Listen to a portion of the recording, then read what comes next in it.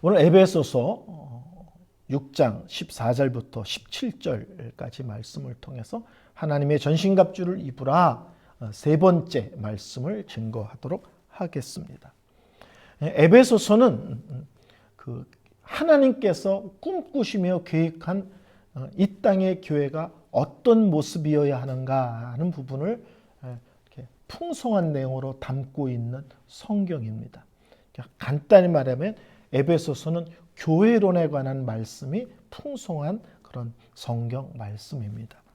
근데 이 에베소서를 쭉 기록하고서 6장 10절에 끝으로 이렇게 시작합니다. 다른 말로 하면 마지막으로 결론으로 복음에 대한 얘기도 하고 성도의 삶에 대한 얘기도 하고 교회에 대한 얘기를 쭉 풀어가다가 결론으로 라고 말하면서 지금은 영적 전쟁 중이라는 것을 기억하라.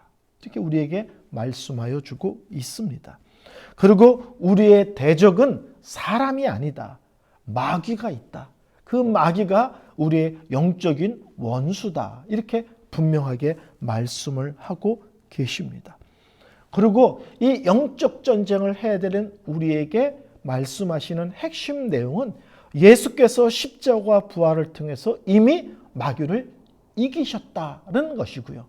그러므로 예수 그리스도 안에 있는 모든 하나님의 자녀, 모든 성도들도 그리스도 안에서 예수 그리스도의 능력을 통하여 우리도 얼마든지 마귀를 이길 수 있는 존재로 부르심을 받았다는 사실을 기억하라 말씀하십니다.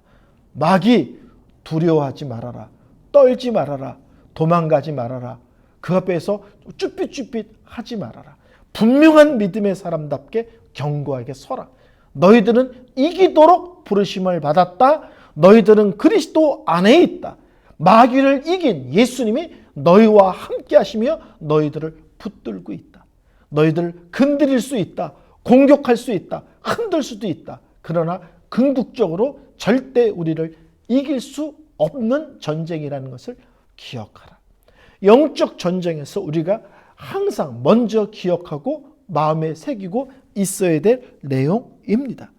그러면서 이 싸움은 영적인 싸움이기 때문에 세상 무기를 준비하는 것이 아니라 하나님의 전신갑주를 입어야 된다. 영적인 싸움이기 때문에 하나님의 전신갑주를 입어야 된다. 그러면서 6가지를 말씀합니다. 이제 오늘 마지막으로 6번째입니다. 성경의 검, 곧 말씀이라고 설명을 합니다. 성경의 검을 준비하라고 그러는데 성경의 검이 뭐냐? 우리가 오해할까 봐, 해석을 잘못할까 봐 바로 이어서 정확하게 말씀합니다. 성령의 검은 다른 말로 하면 하나님의 말씀이 성령의 검이야. 그러면서 우리들에게 말씀을 가지라, 성령의 검을 가지라고 말씀하고 있습니다. 우리가 이 시간 성경에 대해서 몇 가지 분명한 그 내용을 좀 정리할 필요가 있습니다.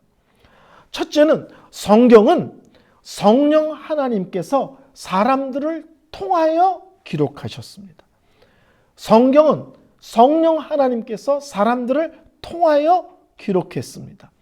겉으로 기록한 것은 사람입니다. 바울이고요, 마가고요, 베드로고요, 누가고요. 그렇지만 실제로는 그것을 쓰도록 역사하시고 붙드시고 간섭하신 분은 성령님이십니다. 그래서 이렇게 표현합니다. 성령의 원저자가 누구냐? 성령의 근본적인 저자가 누구냐? 그러면 우리는 망설임 없이 성령 하나님이십니다. 이렇게 고백을 하는 것입니다. 디모데후서 3장 16절에 이렇게 말씀합니다. 모든 성경은 하나님의 감동으로 된 것으로. 여기서 하나님이라는 것은 성령 하나님을 얘기합니다. 모든 성경은 성령 하나님의 감동하심으로, 역사하심으로, 붙드심으로, 간섭하심으로 기록된 것이다. 그러므로 성경은 하나님의 말씀입니다. 그러므로 성경은 진리입니다. 그러므로 성경은 우리의 믿음과 우리 삶의 언제나 기준이고 원칙입니다. 우리의 삶이 제대로 살아가는가? 우리의 믿음이 제대로 된 믿음인가를 점검하고 확인하는 것은 성경 외에 다른 것은 없습니다. 두 번째 우리가 기억할 것은 성경의 무엇성입니다. 성경의 무엇성이란 것은 성령 하나님께서 간섭하여 성경을 기록하게 하셨기 때문에 성경에는 오류가 없다는 거예요. 성경에 기록되는데 우리 머리로 도대체 이해되지 않는 이야기들이 있습니다. 이해되지 않는 내용들이 있습니다. 우리 머리로 이해되지 않는다고 해서 성경이 틀린 게 아니라 하나님과 우리가 수준 차이가 나는 거예요. 그래서 우리가 다 이해할 수 없는 거고 다 감당할 수 없는 거지 성경이 잘못되거나 틀린 것은 아닙니다. 가끔 사람들은 과학이라는 잣대를 두고 새로운 학문의 잣대를 대는데 하나님께서 만드신 원리와 원칙이 사람의 과학과 학문으로 다 측량되지 못합니다. 그렇죠? 마치 초등학교 1학년 아이가 대학원 학생의 수학을 어떻게 풀겠어요? 초등학교 아이가 2 빼기 1은 그러면은 손가락 2개에서 손가락 하나를 이렇게 빼서 1 그러는데 갑자기 1 빼기 2는 그러면 당황하잖아. 손가락이 하나인데 손가락 2개를 어떻게 빼지? 그렇죠? 1과 2의 문제도 헷갈리고 어떻게 하지 망설이는데 사람이 하나님의 기준과 하나님의 계획과 하나님이 말씀하신 것을 어떻게 다 이해할 수 있겠습니까? 그래서 성경이 틀리거나 성경에 오류가 있는 것이 아니라 우리가 하나님의 그 크고 놀람을 다 따라가고 다 이해할 수 없는 것입니다. 그래서 우리는 하나님이 깨닫게 하시는 데까지 최대한대로 깨닫고 거기에서 순종하고 아멘 하면 되는 겁니다. 성도들이 목사에게 질문하잖아요. 또 일반적인 것을 질문할 수도 있고 성경에 몇 장 몇 절을 들고 와서 설명하는데 목사도 잘 이해 못할 수도 있어요. 근데 목사가 그때 아는 척하고 모른다고 그러면 수준 떨어지는 줄 알고 쓸데없는 소리 하면 그건 문제 있는 목사입니다. 그래서 모르는 것, 어려운 구절, 해석이 잘 안 되는 구절은 저도 잘 모르겠습니다. 저도 한 번 더 연구하고 제가 많은 책을 한번 찾아볼게요. 그냥 겸손하게 모릅니다. 좀 더 저도 한번 연구해 보겠습니다. 이래야지 다 아는 것처럼 다 설명하는 것, 그것이 도리어 문제가 있습니다. 그래서 우리는 하나님 말씀 앞에 솔직할 필요가 있고 겸손할 필요가 있습니다. 크신 하나님 앞에 내가 하나님의 생각, 하나님의 뜻, 하나님의 계획을 어찌 다 알겠노? 그렇죠? 하나님은 우리 아버지시고 사랑이시고 선하신 분이라는 전제하에 그분이 말씀하시는 것에 대하여 아멘하고 순종하고 거기에 맞춰 살 뿐입니다. 성경의 무엇성과 함께 우리가 기억할 것은 성경의 완전성입니다. 완전성이라는 것은 성경은 하나님께서 우리에게 필요한 것을 다 충분히 주셨기 때문에 뭘 더하거나 거기서 뭘 빼면 안 된다는 거예요. 뭘 더하거나 뭘 빼면 안 된다.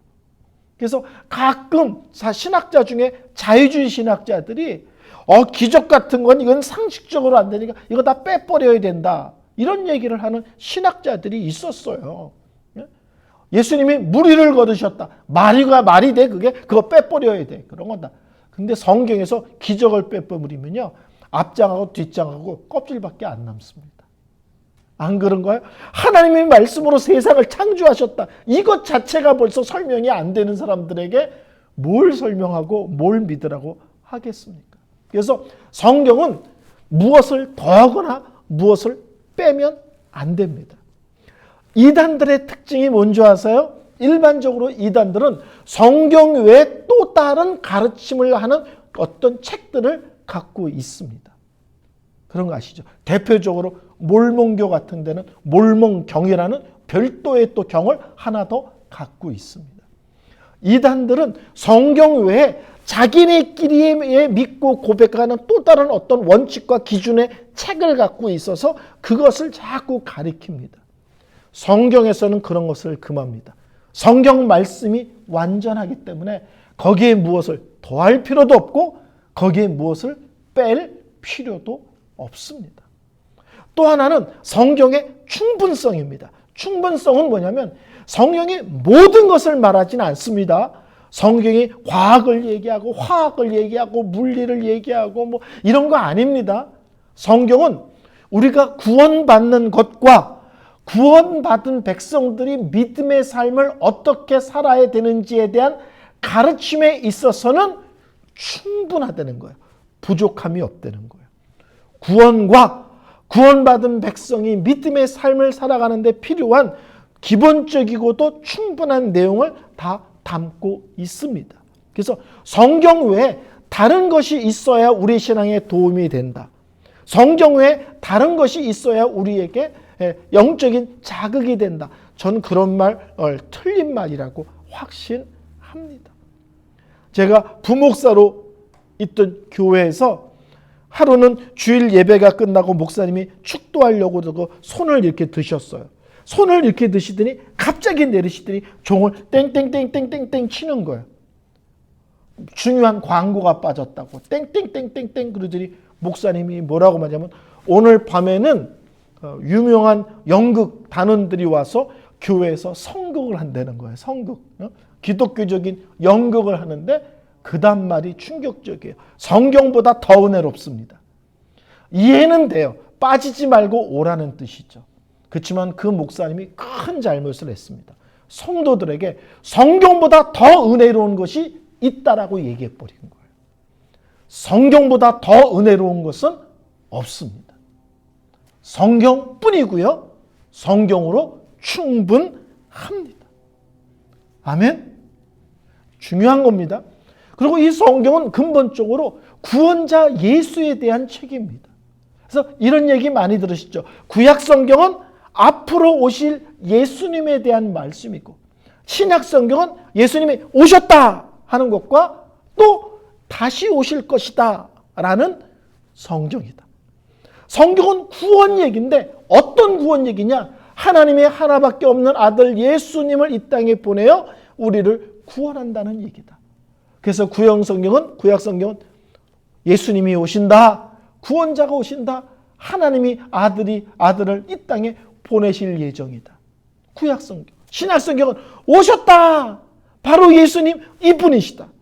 그리고 더 나아가서 이 예수님이 다시 오실 것이다. 초림의 예수뿐만 아니라 재림의 예수를 가리키는 것이 성경 말씀입니다. 그래서 이 성경은 예수님이 오신다. 그래서 구약 성경은 오신을 예수님을 다양한 모습으로 설명하고 있어요. 근데 예수님이 오셨어. 그러면 다양한 모습으로 예수님을 설명했던 많은 것들이 이제는 해석을 달리 해야 되는 것입니다. 대표적으로 구약의 제사제도. 짐승들이 피 흘려 죽음으로 우리의 죄를 대신하는 그런 예배 의식을 통하여 하나님의 아들 예수가 십자가에서 피 흘려 우리를 대신하는 것을 보여주었어요. 자, 예수님이 오셨습니다. 십자가에 달리셨습니다. 우리가 구약 성경을 읽으면서 구약 성경에 제사 얘기가 있으니까 오늘도 제사 드려야 돼. 그러면 큰일 납니다. 제사는 예수님을 가리키고 있는 거예요. 예수님이 오셨습니다. 그럼 이제는 뭐예요? 제사는 없습니다. 그러니까 십자가를 기점으로 구약에 대한 많은 부분들을 십자가를 통해서 다시 해석해야 됩니다. 논의 말씀드리지만 이 건물은 성전이 아닙니다. 이 건물을 성전이라고 말하면 아직도 예수님이 초림하지 않으셨기 때문에 우리는 초림하는 예수를 기다린다는 뜻이 돼요. 엄청난 문제입니다. 교회당입니다. 교회는 성도를 얘기하는 거죠. 그들이 모인 집입니다. 교회당, 예배당이지 성전이 아닙니다. 성전은 예수님을 상징합니다. 사복음서에 그러죠. 허물어라. 내가 3일 만에 지을게. 제자들이 무슨 얘기하십니까? 어떻게 3일 만에? 그 밑에 이것은 예수님이 자기 자신을 가리켜 하신 말씀이다. 아주 설명을 딱 붙여놓잖아요. 성전도 예수님을 가리키는 거예요. 예수님이 오셨어요. 이젠 더 이상 성전은 예수님을 가리키는 의미를 상실했습니다. 그래서 성경은 예수를 중심으로 구원 얘기를 하는데 예수님이 오셨기 때문에 구약 성경에 예수님을 설명하기 위해서 동원됐던 많은 내용들이 예수님이 오셨기 때문에 다르게 해석되고 적용되어야 된다. 이것을 놓치시면 안 됩니다. 성경의 놀라운 효과는 뭐냐면 이 성경을 읽고 듣고 배움으로 예수 그리스도를 믿고 하나님을 나의 아버지라고 고백하며 예수를 나의 구원자로 고백하면 사람이 변합니다. 그렇죠? 사람이 변합니다. 이 샌프란시스코에 유명한 설교자가 있었어요. 아주 옛날 분입니다. 근데 그분이 길거리에서 전도를 하니까 무신론자가 와서 자꾸 비아냥거리는 거예요. 하나님이 어디 있어? 그런 얘기 하지 마. 그때 그분이 토론을 제의해요. 다음 주에 나랑 토론하자. 근데 너는 신앙생활을 잘하다가 하나님은 없다라고 생각이 바뀌어서 완전히 새 사람 된 사람 세 사람만 데려와라. 네? 완전히 새로. 나는 엉망진창이었다가 예수님이 계시다 하나님이 계시다는 걸 믿고 변화된 사람 200명 데려올게. 하나님이 없다, 신은 없다고 믿기 때문에 인생이 완전히 새로워진 사람 세 사람만 데려와 봐. 너. 나는 예수가 계시다, 그분이 나의 구원자라고 믿고 사람이 완전히 되는, 알코올 중독자가 변하고 마약 중독자가 변하고 가정에서 폭력을 행하던 사람이 변한 온갖 모습으로 밑바닥 인생을 살다가 변화된 사람 200명 데려올게.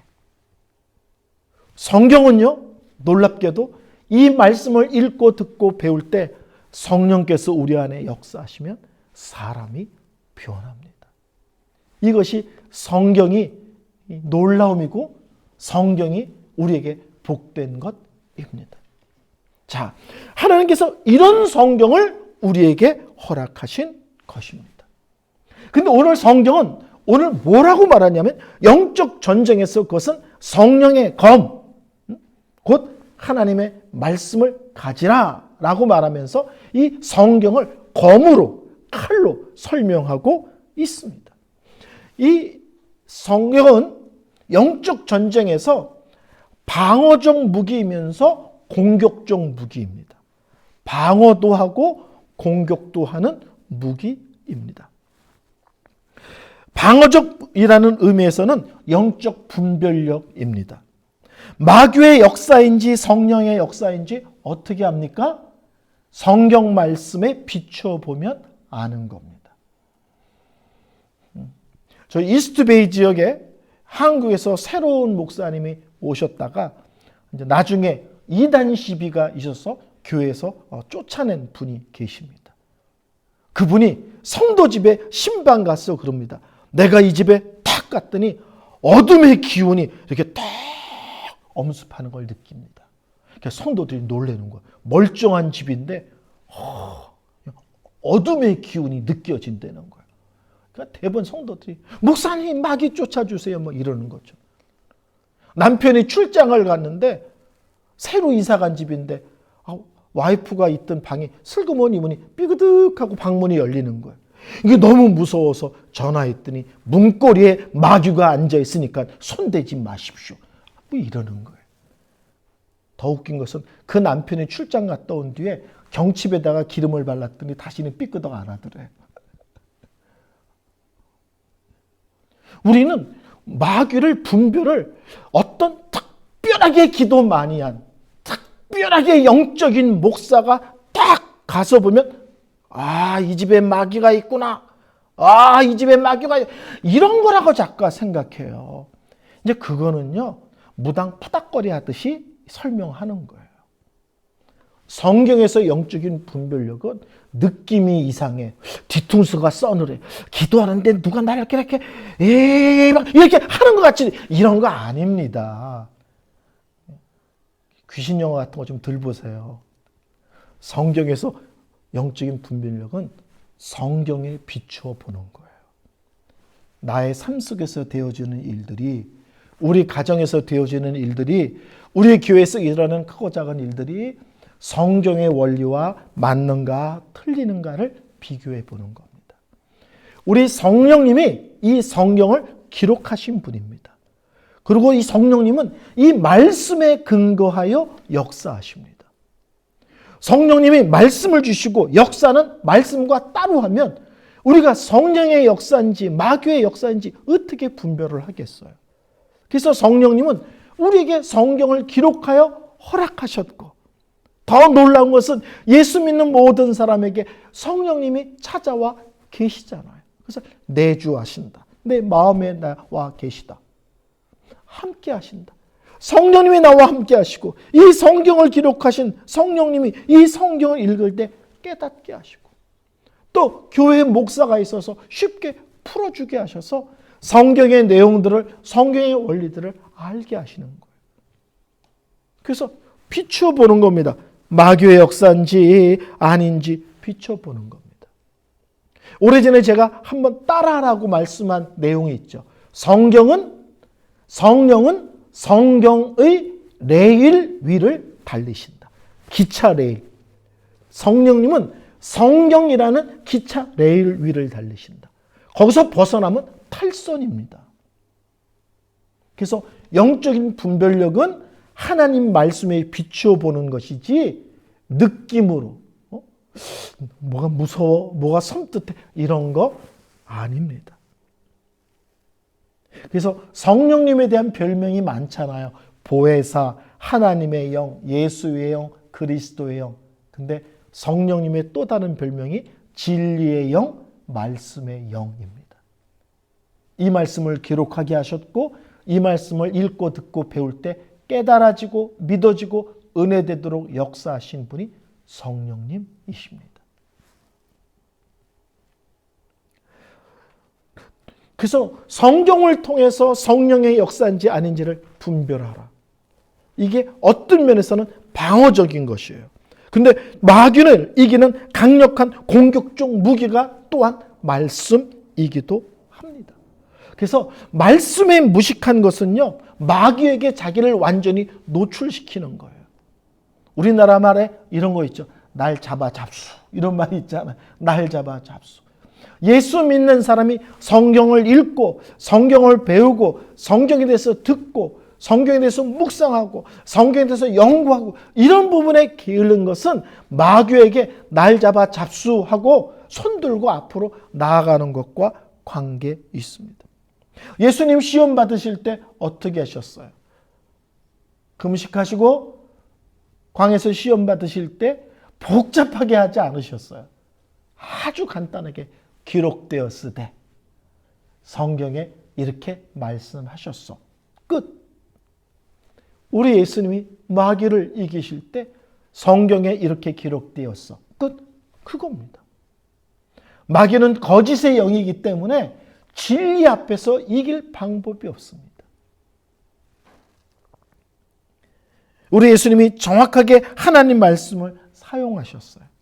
근데 재미있는 거는요, 마귀가 시험할 때 우리 예수님이 잠깐만, 그러고는 이 성경에 그게 마태복음에 있든가 누가복음에 좀 기다려, 신명기인가 구약인지 시약인지 헷갈리, 좀 기다려, 내가 조금 있어 대답할게. 있긴 있어. 이러지 않으셨어요?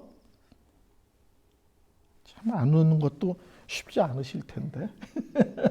마귀가 예수님이 시험할 때 잠깐 기다려봐. 내가 성경 찾아볼게. 신약이었나 구약이었나 그러지 않으셨어요. 탁 하자마자 우리 예수님이 성경에 이렇게 말씀하셨어. 한마디로 딱 끝내버리셨어요. 운동 경기를 하는데 반칙이 일어났어. 그때 심판이 호루라기를 불더니 주머니에서 규정집을 꺼내. 이게 몇 조 몇 항. 이게 노란색 카드를 줘야 되나 빨간색 카드를 줘야 되나 프리킥을 줘야 되나 그때 규정집을 막 읽어보고 잠깐만 기다리세요. 그러고서 그때부터 규정집을 본다면 이 경기가 원활하게 진행이 되겠습니까? 경기의 누구를 다 머릿속에 집어넣고 축구하다가 파울이 있으면 호루라기를 삐! 그리고 옐로우 카드! 프리킥! 이래야지. 무슨 말씀인지 아시겠죠? 전쟁이 일어났는데 적들이 총다. 잠깐만! 준비가 안 됐어! 내가 저기 가서 무기 들고 올게!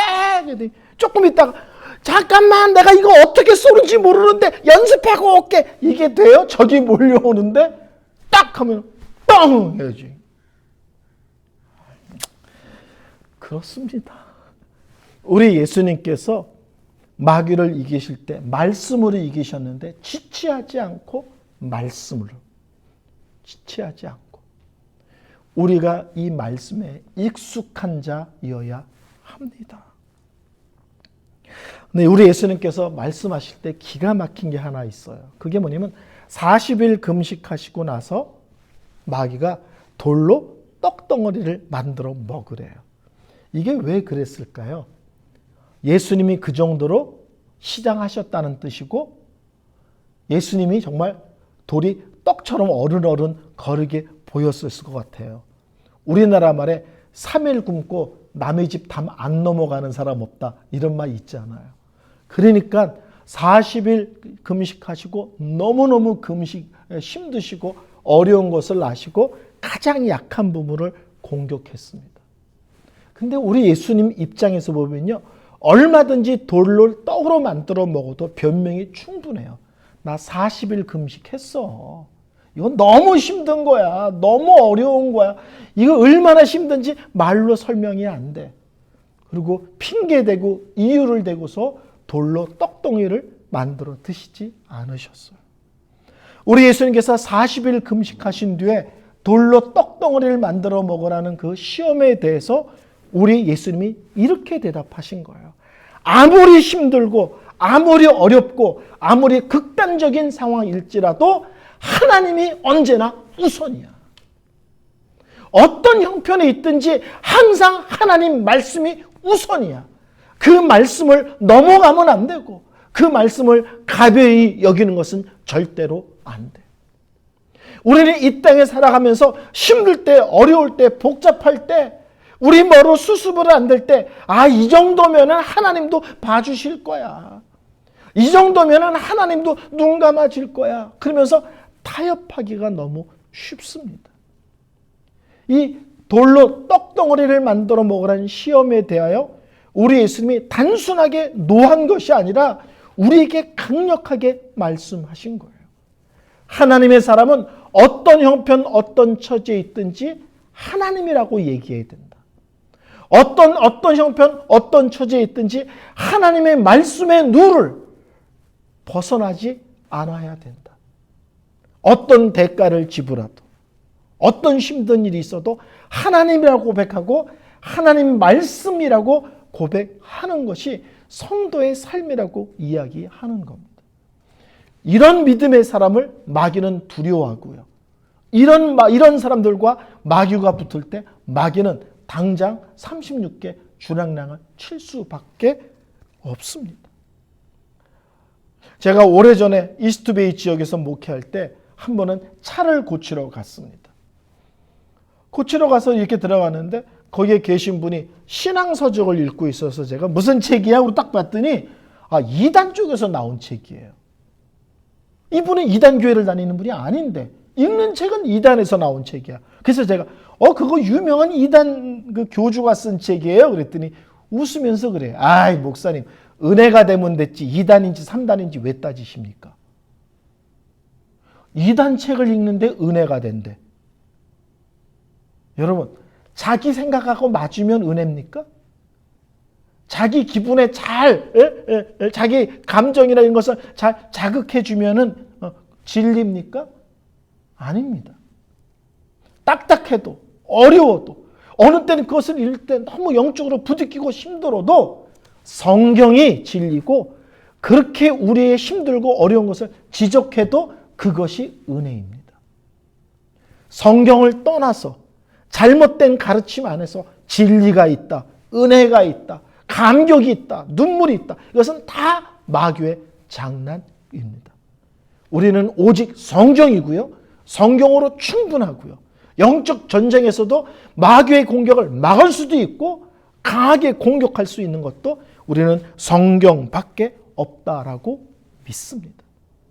성도는 마치 수시로 거울을 보면서 내 얼굴에 뭐가 묻었나, 머리는 흐트러지지 않나 점검하듯이 우리는 끊임없이 성경을 읽고 묵상함으로써 내 신앙을 점검하고 돌아봐야만 합니다.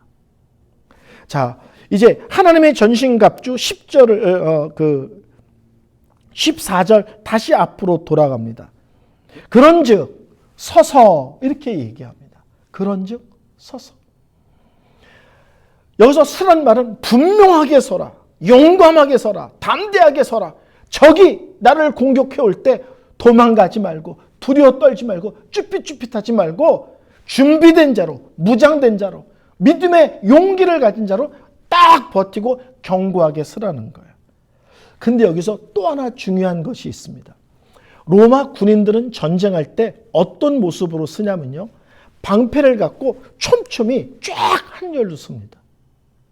그 로마 군 영화 보셨죠?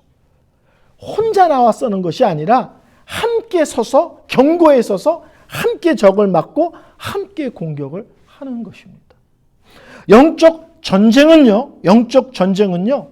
나 혼자만 열심히 하는 것이 아니라 내가 속한 믿음의 공동체가 함께 기도하며 함께 영적으로 무장하며 함께 영적으로 깨어 함께하는 영적인 싸움입니다. 내가 쓰러지면 옆에 사람이 치명상을 입습니다.